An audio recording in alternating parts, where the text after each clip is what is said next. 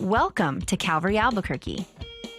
We pursue the God who is passionately pursuing a lost world. We do this with one another. Through worship, by the word, to the world. Well, I'm glad you were with me tonight. I was told the Wednesday night crowd was lively. All right, good. But we're actually jumping into a pretty sensitive subject. I teach at Biola University in a graduate program in apologetics. And before that, for 10 years, full-time, I taught high school. And I'll never remember, this was at a Christian school. A student came in during lunch, and he looked really troubled and bothered. He said, "Mr. McDowell, can we talk?" I said, "No, it's my lunch break. Come back." No, I didn't say that. I'm kidding. I said, "Yeah, what's going on?" He sat down. He looked at me. He was a sophomore, so he wasn't in my class, but I had him as a freshman. And he looked at me with trouble in his eyes. He was a Christian kid. He said, "I think I'm losing my faith." I said, "Well, what's going on?" He said, "Last night I was fishing around on the internet, and I came across this atheist website, got in a conversation with somebody, was invited on their radio show, and this national radio show host basically used me as a punching bag to raise all his challenges for an hour. I couldn't answer any of it. I don't even know if I believe this anymore." I said, "Well, take a step back. I'm happy to help you with this." And actually what happened for the next 6 months, he'd come in at lunch in the morning during 7th period, and we'd just talk. How do we know the Bible's true? How do we know God exists? What about evolution? And then he stopped coming. So I went and I found him at lunch. I said, "Hey, we're having this great conversation. You stopped coming. What's going on?" He said, "You answered all my questions. I'm good to go." I thought, awesome. Check it up. This is fantastic. Well, fast forward 2 years to his senior year. We're at a retreat up in the mountains. It was outside. There's a fire, and the pastor was talking about forgiveness. He let people leave, but he said, "You can stay around if you want to just pray and connect with God." Well, most of the students left, and I see the student sitting there. So I went up to him, and I noticed he was crying. But this was an intense, just troubled cry. I came up to him, I said, "Hey, what's going on? What's bothering you?" He looked at me and said, "Mr. McDowell, do you remember a couple years ago when I came in and asked you these questions?" I said, "Of course." He said, "I was actually hoping you couldn't answer my questions." That took me by surprise. I said, "Why did you hope I couldn't answer them?" He looked at me and says, "Because I think I'm gay."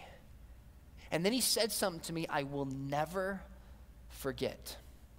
He said, "I can't keep living because my life is a living hell. And I can't die because I think I will go to hell." Friends, I sat there, I thought, oh my goodness, the trouble and despair that this 17-year-old young person was feeling. It hit me more than ever that so many people in the church and outside the church in our culture with same-sex attraction feel out of place, they feel rejected, they feel alienated, and many of them feel like they're uniquely condemned by God. Proverbs 18:13 says, "If one gives an answer before he hears, it is his folly and shame."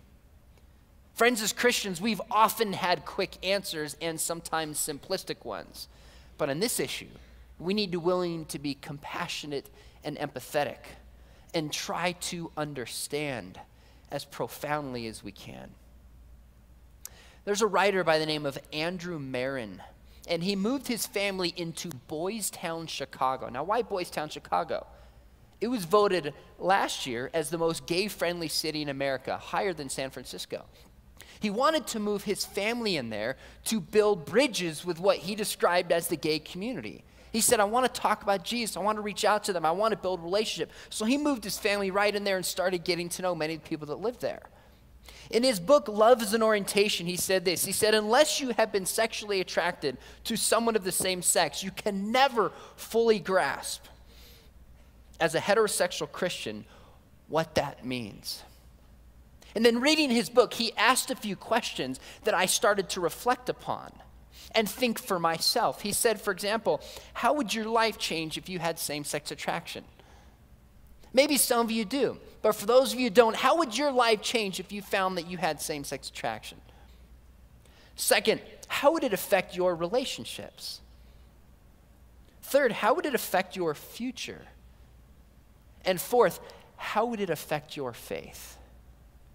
I simply ask these questions because when we try to understand, it helps us have more compassion and more empathy for those who have same-sex attraction. Now, why pick on this issue, right? I mean, as soon as I'm on a radio show or as soon as I meet somebody and they find out I wrote a book on this, the first question is, well, why are you picking on this issue? Aren't all sins equal? Right? Isn't that what we tend to think on this issue? Aren't all sins equal? Christians are picking this one and beating people up over it. Well, I wrote a book a few years ago called Is God Just a Human Invention? And it was a response to a lot of the new atheist critiques of Christianity. And Christians were reading it, and I thought, how can I get atheists and skeptics to read it and to have conversations about it? So I called up the largest skeptical group of Orange County, where I live in Southern California. I said, my name's Sean McDowell, I wrote this book. I'd be happy to come to your group, just sit on the hot seat for a couple hours, bring everybody a free copy of the book, and just answer whatever questions you'd like to ask a Christian. Now, I don't know about you, but that actually sounds like a lot of fun to me. I don't pretend I have all the answers. I'm well aware that I don't, but that wasn't my goal. And they asked me all sorts of interesting questions. At the end, I said, could I have 15 minutes to just ask you questions? And I could have said, you don't believe in God. How do you get morality without God? I could have said, where does the universe come from if it doesn't come from God? I could have said, how do you explain the resurrection? But instead, I said, I'm a Christian. I think Christianity is true. And I'd like to persuade skeptics that it's true. But what bad impressions do Christians leave that prevent us from even being heard? And I remember one guy in the back, he said, stop the atheist jokes. I thought, man, I've got some good ones. Actually, he said, stop slandering atheists. He said he would go to a church somewhat frequently and just watch from the back. And he said regularly he would hear cheap shots against Christians or some other non-Christian group. Another guy raised his hand. He said, stop the hypocrisy. I said, well, what do you mean? He said, I have a friend who goes out and gets drunk, but then he always rails against the immorality of homosexuality. And they're right. They're right. It's not lost on many people in our culture that we don't have rallies at DC against gossip.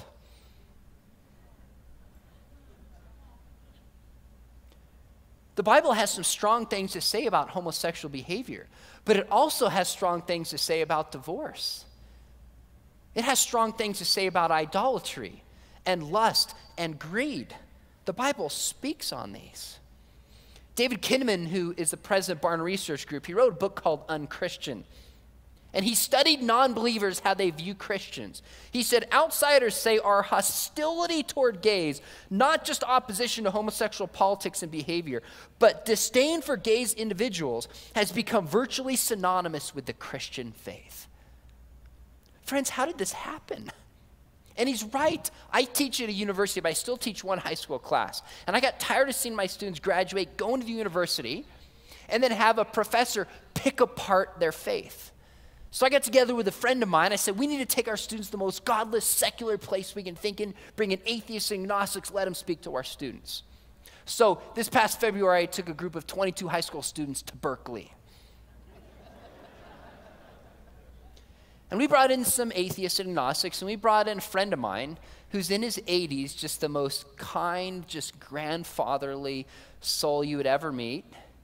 And for 6 decades, he described himself as a gay activist. And I invited him to speak to my students and help us understand his story and where they're coming from and allow us to ask questions. I said, I'm curious. You've been doing this a lot longer than I've been alive. How would you and your friends describe Christians? He looked at me and spoke 2 words I'll never forget. He said, the enemy. And I just stopped. I thought, wait a minute. Jesus said to love your enemies. Jesus was a friend of sinners. And yet somehow in our culture, if you say you're a Bible-believing Christian, in the minds of a majority of people, you're hateful, bigoted, intolerant, homophobic, and as one guy called me, Talibanic for holding that view. So the question is, why on earth would I speak on this, and why on earth would I write a book on same-sex marriage? The answer is simple. I just wanted to make a lot of friends. Actually, before I started to speak on this and to write a book on it, my wife and I had a long conversation. I said, do I really want to talk about this issue publicly? Do I want to write on this and go on radio shows and have debates? It's a lot easier not to, isn't it? And I kept coming back to a passage in Acts when I looked at the apostles. Because the apostles saw Jesus in person, and they were willing to die for proclaiming the name of Jesus. You look at the beginning of Acts, and what happens? They're threatened, they're thrown in prison, they're beaten, and they're told, just stop talking about Jesus and we'll let you go. In Acts 5:29, Peter says, we can't, because we must obey God rather than men. Friends, I fear God more than I fear men. We have to speak compassionately and carefully and thoughtfully, but we must speak truth.